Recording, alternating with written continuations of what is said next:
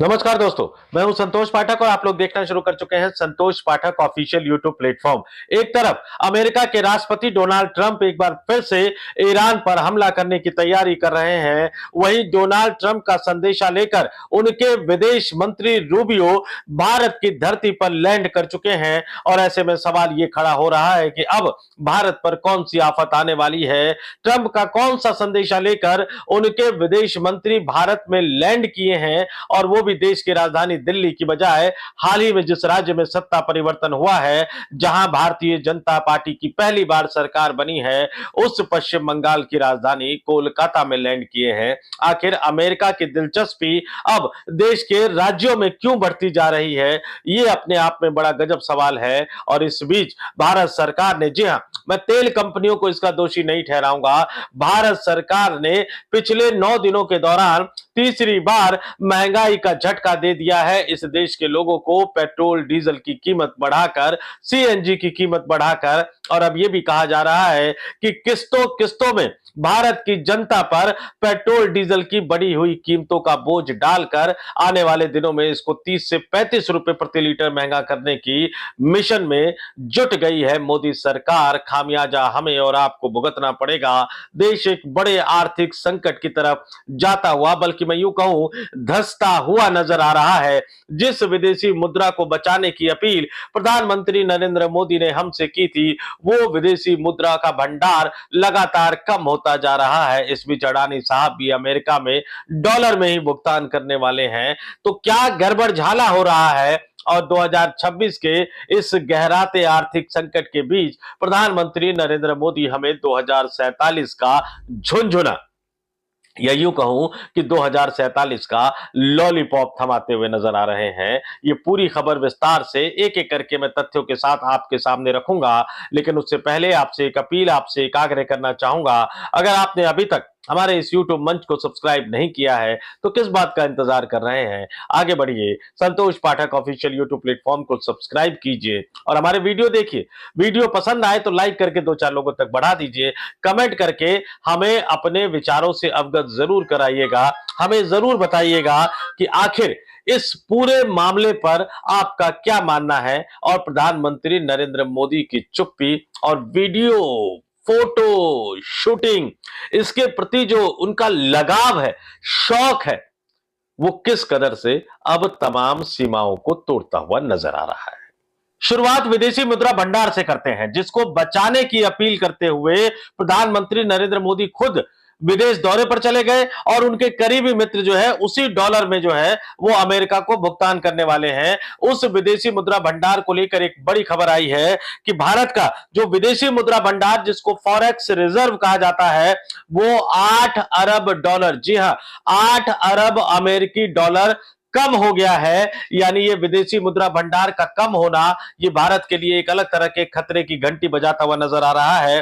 Reserve bank of India के हवाले से यह खबर आई है कि भारत का फॉरेक्स रिजर्व जो है, इसमें 8.094 अरब अमेरिकी डॉलर की कमी आई है, और यह घटकर अब 688.894 अरब अमेरिकी डॉलर पर आ गया है। यह गिरावट 15 मई को समाप्त हुए सप्ताह में हुई है। रिजर्व बैंक ऑफ इंडिया के हवाले से यह खबर आई है। तो प्रधानमंत्री देश के सामने तमाम तथ्यों को, तमाम बातों को नहीं रख रहे हैं। एक बार ये फिर से साबित हो गया। और पेट्रोल डीजल किस तरह से किस्तों में इसकी कीमत बढ़ाई जा रही है, और किस तरह से किस्तों में हमारे संकट को बढ़ाया जा रहा है, यह आपके लिए जानना बहुत दिलचस्प है। आज जो है वो पेट्रोल की कीमत 87 पैसे मोटे तौर पर, और डीजल की कीमत 91 पैसे बढ़ा दी गई है। सीएनजी की कीमत भी सुनने में आ रहा है 1 रुपए बढ़ा दिया गया है। बात पहले पेट्रोल की कर लेता हूं। पिछले 8-9 दिनों के दौरान 15 मई को पेट्रोल की कीमत बढ़ी 3 रुपए प्रति लीटर, 19 मई को बढ़ी 90 पैसे प्रति लीटर, 23 मई को बढ़ी 87 पैसे प्रति लीटर, यानी लगभग 5 रुपए प्रति लीटर की बढ़ोतरी पिछले 8-9 दिनों में हो रही है। हर चौथे दिन बढ़ाया जा रहा है। तो आप ये मानकर चल लीजिए कि अगले 1 महीने में मोटे तौर पर कितनी बढ़ोतरी ये सरकार सरकार करने वाली है, डीजल की कीमतों को कितना बढ़ाने वाली है। और सीएनजी की कीमत पहले 2 रुपए बढ़ाया गया, फिर 1 रुपए बढ़ाया गया, आज 1 रुपए बढ़ा दिया गया, यानी 4 रुपए सीएनजी की कीमत बढ़ा दी गई। तो पेट्रोल की कीमत, डीजल की कीमत, सीएनजी की कीमत, लगातार इसमें इजाफा किया जा रहा है। भारत का विदेशी मुद्रा भंडार भी लगातार कम होता जा रहा है और इसमें कई तरह की खबरें निकलकर सामने आ रही है। पेट्रोल डीजल का असर हम सबको पता है। पेट्रोल और डीजल की कीमत बढ़ने का खामियाजा इस देश में बढ़ती महंगाई के रूप में हमें और आपको भुगतना पड़ेगा। यहां तक कि ब्लैक में भी गैस बिक रही है और अब जो है वो तमाम होटल, तमाम रेस्टोरेंट, रेहड़ी पटरी वाले तो अपना साजो सामान जो वो बनाते हैं, जो वो बेचते हैं, उसकी कीमत तो पहले ही बढ़ा चुके हैं। अब जो डिलीवरी, चाहे वो जोमेटो हो, चाहे वो स्विगी हो, चाहे वो ब्लिंकिट हो, ये भी अपने चार्ज को बढ़ाने वाले हैं, क्योंकि जाहिर सी बात है कि पेट्रोल डीजल की कीमतों का जो असर होता है वो तमाम चीजों पर और तमाम सेक्टरों पर पड़ता हुआ नजर आता है। और ये मोटे तौर पर जरा मैं बढ़ा देता हूं, 9 दिन में तीसरी बार पेट्रोल और डीजल की कीमत बढ़ी है और इससे आप ये समझ लीजिए कि माल भाड़ा बढ़ेगा, खेती की लागत बढ़ेगी, बस ऑटो का किराया बढ़ेगा और उस वजह से इस देश में शायद ही कोई सेक्टर अछूता होगा जिसकी कीमत नहीं बढ़ेगी। और वो कीमत, बढ़ी हुई कीमत देगा कौन? उस बढ़ी हुई कीमत का खामियाजा भुगतेगा कौन? उस बढ़ी हुई कीमत का खामियाजा निश्चित तौर पर हम और आप भुगतेंगे, सरकार नहीं भुगतेगी। तेल सस्ता लिया रूस से तो उनके कारोबारी मित्रों को फायदा हुआ, विदेश बेचा उन्होंने ले जाकर, लेकिन जब महंगा हो रहा है तो उसकी कीमत हम और आप चुकाएंगे। लेकिन मनमोहन सिंह के कार्यकाल और इस कार्यकाल की आप तुलना कर लीजिएगा, डॉलर के मुकाबले रुपया तो लगातार गिरता जा रहा है। पेट्रोल, डीजल, क्रूड ऑयल उस जमाने में किस रेट में मिलता था और किस रेट में बेचती थी सरकार देश के लोगों को, अब किस रेट में मिल रहा है। और सरकार हमें महंगाई का झुंझुना थमा रही है देशभक्ति का नाम लेकर कि भैया देशभक्ति के लिए ये सब झेलना पड़ेगा। लेकिन कई खबरें आप जरा देखिए किस तरह से इकोनॉमिक सेक्टर, किस तरह से भारत की अर्थव्यवस्था पर एक बड़ा खतरा मंडराता हुआ नजर आ रहा है। तमाम खबरें देख लीजिए कि सेंट्रल बैंक ऑफ इंडिया में 8% हिस्सेदारी बेचेगी सरकार। ये तो शुरुआत है, 8% हिस्सेदारी। आप समझ लीजिए कि सेंट्रल बैंक ऑफ इंडिया की क्या हालत होने वाली है। अब भारत का तीसरा सबसे बड़ा सप्लायर कौन बन गया है? वेनेजुएला। अमेरिका के राष्ट्रपति डोनाल्ड ट्रंप, याद है वेनेजुएला के राष्ट्रपति और उनकी पत्नी को किस तरह से उनके जो राष्ट्रपति भवन से उठा लिया गया था और उसके बाद अमेरिका के दबाव में हम वेनेजुएला से तेल खरीद रहे हैं जिसकी क्वालिटी भी उतनी अच्छी नहीं है और जिसको जो है वो रिफाइन करने में भी ज्यादा लागत आती है। और अब भारत जो है वो सऊदी अरब पीछे छूट गया, यूएस पीछे छूट गया और भारत का जो तीसरा सबसे बड़ा सप्लायर जो है क्रूड ऑयल का, वो वेनेजुएला बनकर निकला है। तो ट्रंप का कितना प्रभाव और कितना दबाव हमारे ऊपर है, ये आप तमाम चीजें देख लीजिए। और इन तमाम चीजों के बीच सोने चांदी के दाम में भी गिरावट हो रही है, लगातार गिरावट हो रही है। इससे भी आप अंदाजा लगा लीजिए कि किस तरह के आर्थिक संकट के दौर में हम फंसते हुए नजर आ रहे हैं। और अमेरिका के राष्ट्रपति डोनाल्ड ट्रंप जिस तरह से हमले करने की तैयारी कर रहे हैं, जिस तरह से वो ईरान पर फिर से हमला करने की तैयारी कर रहे हैं, इस बीच अमेरिका के विदेश मंत्री मार्को रूबियो का भारत की धरती पर लैंड करना, ये भी अपने आप में कई तरह के संकेत दे रहा है। आमतौर पर विदेशी मेहमान आते हैं, दिल से हम उनका स्वागत करते हैं, लेकिन एक ऐसा देश जो लगातार हमें डरा रहा है, एक ऐसा देश जो लगातार हमारे देश के प्रधानमंत्री का पॉलिटिकल कैरियर खराब करने की धमकी दे रहा है और जो दुनिया में अपनी सनक के कारण मशहूर हो रहा है, जिसको चीन ने बुरी तरह से लताड़ दिया है, जिसको रूस जिसके साथ खड़ा नहीं हो रहा है, तो उसे भारत जैसे देश की जरूरत है। और ऐसे में अगर उनके विदेश मंत्री आ रहे हैं इस संकट के काल में, तो भारत के लिए कोई अच्छा संकेत तो लेकर नहीं आ रहे होंगे, ये आप मान कर चल लीजिए। हमें बहुत सारी बातें बताई जा रही हैं क्योंकि वो देश की राजधानी दिल्ली की बजाय कोलकाता में उतरे हैं। पश्चिम बंगाल में अभी सरकार बदली है, भारतीय जनता पार्टी पहली बार सत्ता में आई है, शुभेंदु अधिकारी मुख्यमंत्री बने हैं। इससे पहले असम के मुख्यमंत्री हिमंता बिस्वा शर्मा के शपथ ग्रहण समारोह में भारत में जो अमेरिका के राजदूत हैं वो भी गए थे।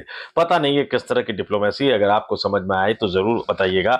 हमें यह बताया गया है कि भैया मार्को रूबियो जो भारत आए हैं वो कोलकाता में उतरे हैं और कोलकाता और अमेरिका के ऐतिहासिक रिश्तों का जिक्र किया जा रहा है। ये बताया जा रहा है कि कोलकाता से यात्रा शुरू करने को अमेरिका और इस ऐतिहासिक शहर के करीब 230 साल पुराने रिश्तों से जोड़कर देखा जा रहा है। अमेरिका ने भारत में अपना पहला वाणिज्य दूतावास 1792 में तत्कालीन कलकत्ता में खोला था। यह दुनिया में अमेरिका का दूसरा सबसे पुराना कॉन्सुलेट माना जाता है। उस समय तत्कालीन अमेरिकी राष्ट्रपति जॉर्ज वाशिंगटन ने बेंजामिन जॉय को पहला अमेरिकी काउंसिल नियुक्त किया था। तो 1792 में पहला दूतावास खोला था। उस समय जो कलकत्ता था, यानी उस समय आप समझ लीजिए कि कायदे से ब्रिटिश सरकार ने टेक ओवर भी नहीं किया था, वो तो ईस्ट इंडिया कंपनी ने किया। उसके बाद 1857 की क्रांति के बाद ब्रिटिश सरकार ने भारत के शासन प्रशासन को अपने अंतर्गत लिया था। पता नहीं इस तरह का इतिहास हमें क्यों याद दिलाया जा रहा है।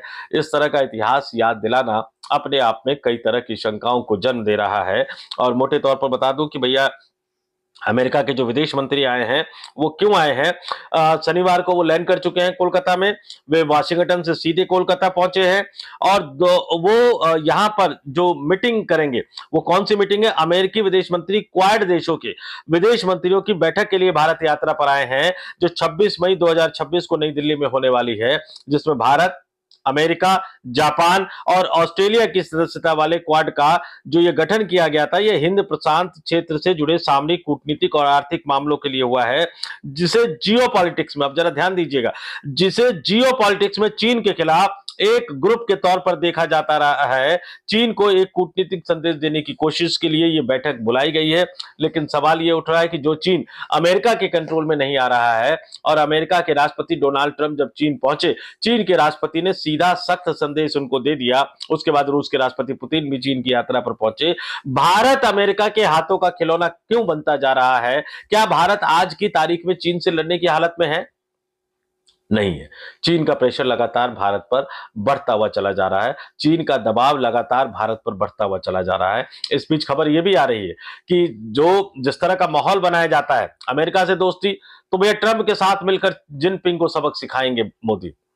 चीन के साथ दोस्ती, तो जिनपिंग के साथ मिलकर ट्रंप को सबक सिखाएंगे मोदी। इस तरह के हेडलाइन गोदी मीडिया के होते हैं।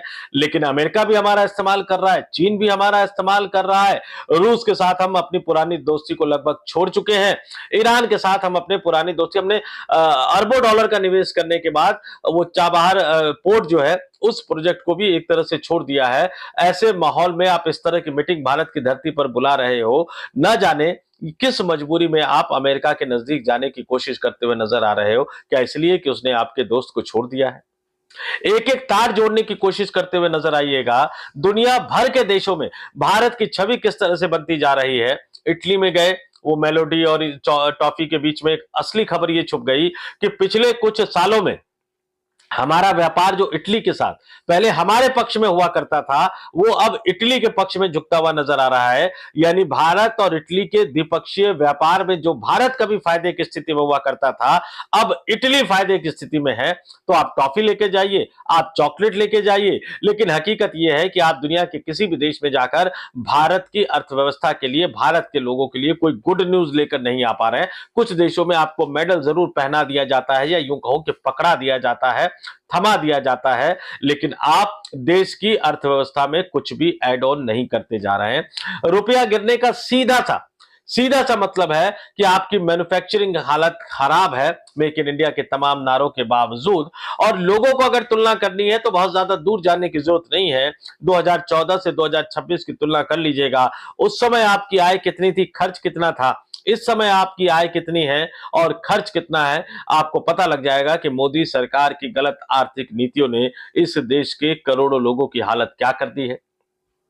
तो एक तरफ अर्थव्यवस्था संकट में है, विदेशी मुद्रा भंडार घटता जा रहा है, किस्तों में पेट्रोल, डीजल और गैस की कीमत सरकार बढ़ाए जा रही है, और दूसरी तरफ कूटनीति के स्तर पर मोदी साहब लगातार एक के बाद एक ब्लंडर कर रहे हैं। और भारत लौटते तो अच्छी फोटो बनाते हैं, अच्छे वीडियो रिलीज करते हैं, विकसित भारत 2047 को समझाते हुए नजर आते हैं।